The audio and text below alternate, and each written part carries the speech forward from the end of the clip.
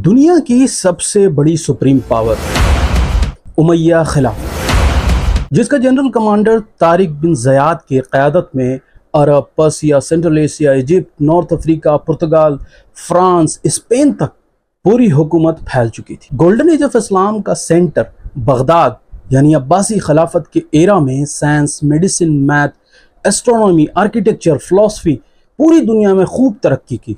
जो मुस्लिम्स कभी canon of medicine दिया, अलजेब्रा के कंसेप्ट से दुनिया को इंट्रोड्यूस कराया और सर्जिकल टूल्स बनाए, अनगिनत मुस्लिम्स ने दुनिया को नए नए नजरिए दिए।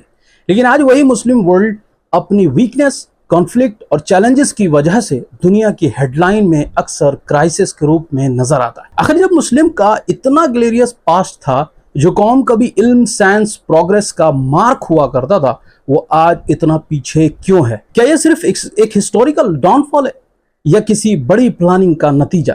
तो चलिए इसके पीछे की खौफनाक वजह को समझते हैं इन डेप्थ इस वीडियो में। दरअसल 7th सेंचुरी से 12th सेंचुरी तक गोल्डन एज ऑफ इस्लाम का झंडा पूरी दुनिया में फहरा रहा था।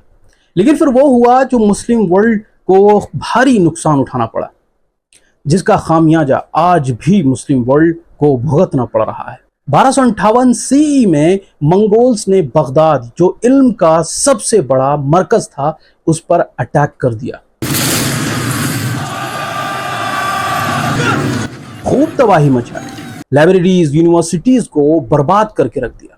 और ये इतना बड़ा वजह बना कि ट्रेड, रिसर्च और तरक्की में मुस्लिम वर्ल्ड पीछे होते चला गया। तब तक यूरोप खुद को पैर पे खड़ा कर लिया था। वो इस तरह कि जब उमैया खिलाफत के जनरल कमांडर तारिक बिन ज़याद ने स्पेन फतह किया, तो मुस्लिम रूलर स्पेन और क्रूसेड्स के जरिए science, maths, medicine, philosophy Europe तक पहुंचाना शुरू किया, ताकि रोमन एम्पायर के टूटने के बाद से यूरोप बहाल हो सके। जिसके लिए मुस्लिम स्कॉलर ने ग्रीक और रोमन नॉलेज को अरबिक में प्रिजर्व करके यूरोपियंस को देना शुरू किया। पर उसका नतीजा यह हुआ कि 1258 CE में जब मंगोल के बगदाद को तबाह करने के बाद मुस्लिम वर्ल्ड को कमजोर तो हो गया, पर यूरोपियंस तरक्की करता चला गया। जहां arts, learning, invention, scientific research पर खूब हाथ आजमाया, प्रिंटिंग प्रेस की इन्वेंशन, यूनिवर्सिटीज का सेटअप और ट्रेड में भी यूरोप खुद को आगे बढ़ाता चला गया। इस तरह यूरोप अंधेरों से निकलकर रोशनी तक पहुंच गया, यानी साइंस, टेक्नोलॉजी और इकोनॉमी में आगे बढ़ता चला गया। पर तब भी मुस्लिम वर्ल्ड की ही हुकूमत थी। इतनी ताकत तब भी यूरोपियंस की नहीं थी कि मुस्लिम एम्पायर को नुकसान पहुंचा सके। अब देखिए, यह है 3 महाद्वीपों पे फैला मुस्लिम वर्ल्ड का एम्पायर। यहाँ हिंदुस्तान में मुगल एम्पायर, यहाँ मिडिल ईस्ट में यानी पूरा अरब खित्ता, नॉर्थ अफ्रीका और यहाँ यूरोप का कुछ हिस्सा पे सल्तनत उस्मानिया यानी ओटोमन एम्पायर की हुकूमत थी। ओटोमन एम्पायर 18th सेंचुरी तक आते आते अंदर से कमज़ोर हो चुका था, यानी बादशाहती निज़ाम में भ्रष्टाचार बढ़ने लगा था। सेना पुरानी टैक्टिक्स में अभी अटकी हुई थी, जबकि यूरोप्स इंडस्ट्रियल एरिया और मिलिट्री के मामले में आगे निकल चुकी थी। एम्पायर के अंदर अलग अलग कौमों, कबीलों में भूखमरी, गरीबी बढ़ने लगी थी, जिनसे खुद को बहाल करने के लिए वहां के लोग लड़ाई शुरू करने लगे। बादशाही के लिए खानदानी झगड़े बढ़ने लगे। तो यूरोपियंस ने यानी ब्रिटिश और फ्रेंच ने इंटरनल वीकनेस का फायदा उठाने का सोचा और कॉलोनियल रूल इस्टेब्लिश करने का प्लान बनाया। और यही कॉलोनियलिज्म ने इस्लामिक वर्ल्ड की रीढ़ की हड्डी तोड़ डाली। और वो इस तरह शुरू किया कि पहले बिजनेस, ट्रेड के लिए मुस्लिम बादशाहों से परमिशन लेना शुरू किया। फिर पोर्ट्स और ट्रेडिंग पोस्ट बनाई, जिससे इंपोर्ट एक्सपोर्ट हो सके। फिर धीरे धीरे फुल एरिया पे कंट्रोल करना शुरू करने लगा। नेटवर्किंग मजबूत करने के लिए लोकल प्रिंस, नवाब, ट्राइबल लीडर को ब्राइब या थ्रेट करके अपना साथी बनाया। दूसरी तरफ रिलीजन, कास्ट, ट्राइब के बेसिस पे लोगों को उलझाना शुरू किया।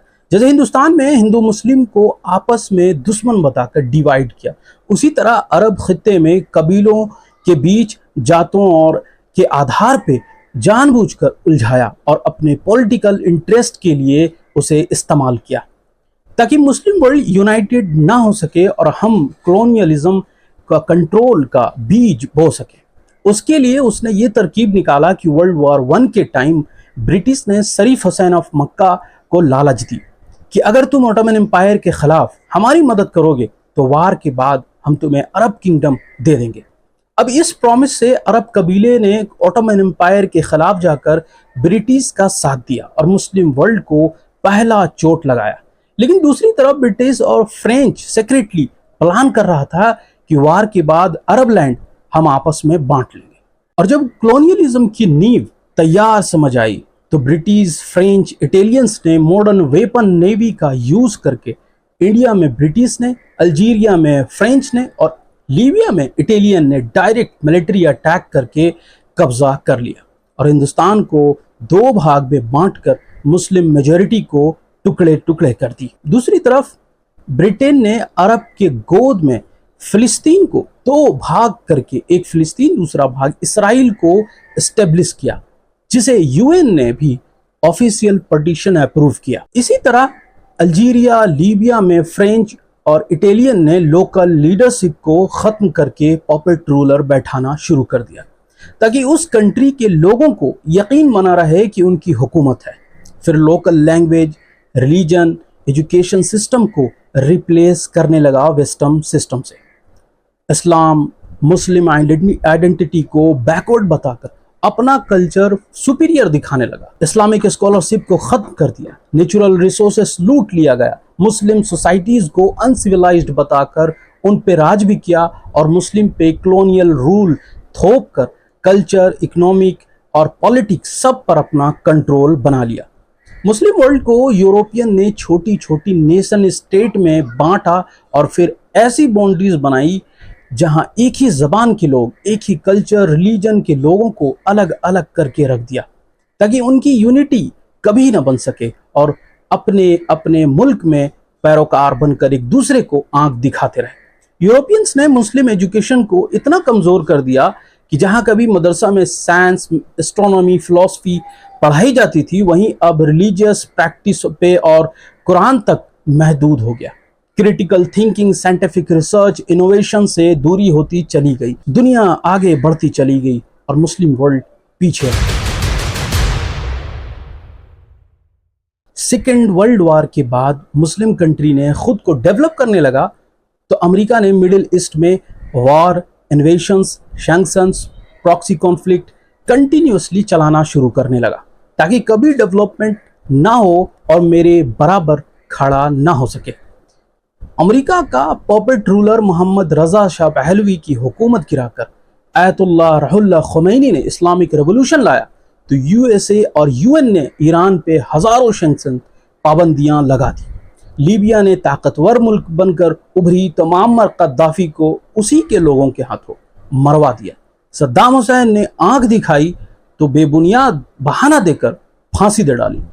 अमेरिका ने मीडिया में मुस्लिम वर्ल्ड को दुनिया के लिए थ्रेट बताया, इस्लामिक टेररिज्म से इंट्रोड्यूस कराया और बताता रहा कि टेररिज्म से हम लड़ रहे हैं, लेकिन दरअसल असल में उसने मिडिल ईस्ट में अपना कंट्रोल बढ़ाया और ऑयल फील्ड पे इनडायरेक्टली कब्जा किया।